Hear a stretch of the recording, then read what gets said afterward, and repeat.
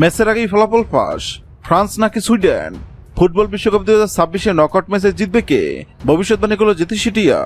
Football বিশ্বকাপ 2026-এর knockout ম্যাচে France নাকি সুইডেন কোন দল জিতবে তা নিশ্চয় আগেভাগে বলে দেওয়া সম্ভব নয়, তবে এবার সেই কঠিন কাজটি করে দেখাবে জ্যোতি সিটিয়া।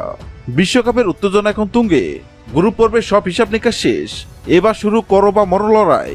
আজ বুধবার 1 জুলাই বাংলাদেশ সময় রাত 3টায় 2026 ফিফা বিশ্বকাপের নকআউট পর্বের মুখোমুখি হচ্ছে ইউরোপের দুই শক্তিশালী দল ফ্রান্স ও সুইডেন। এক বলেই বিদায় নিশ্চিত, তাই শুরু থেকে জমে উঠবে হাই ভোল্টেজ এই লড়াই। ফ্রান্স গ্রুপ আই এর চ্যাম্পিয়ন হয়ে নকআউটে উঠেছে, 3 ম্যাচের মধ্যে 3টিতে জয় পেয়ে পূর্ণ 9 পয়েন্ট নিয়ে দুর্দান্ত ফর্মে শেষ করেছে গ্রুপ পর্ব।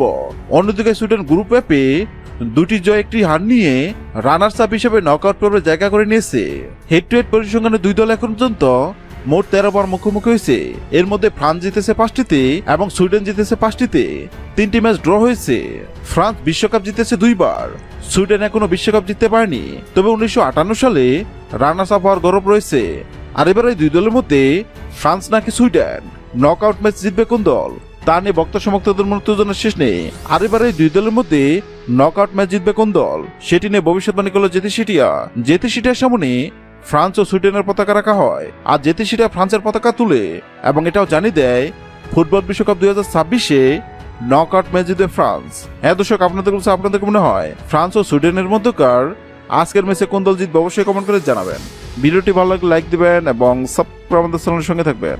ভিডিওটি দেখার জন্য আপনাকে অসংখ্য ধন্যবাদ।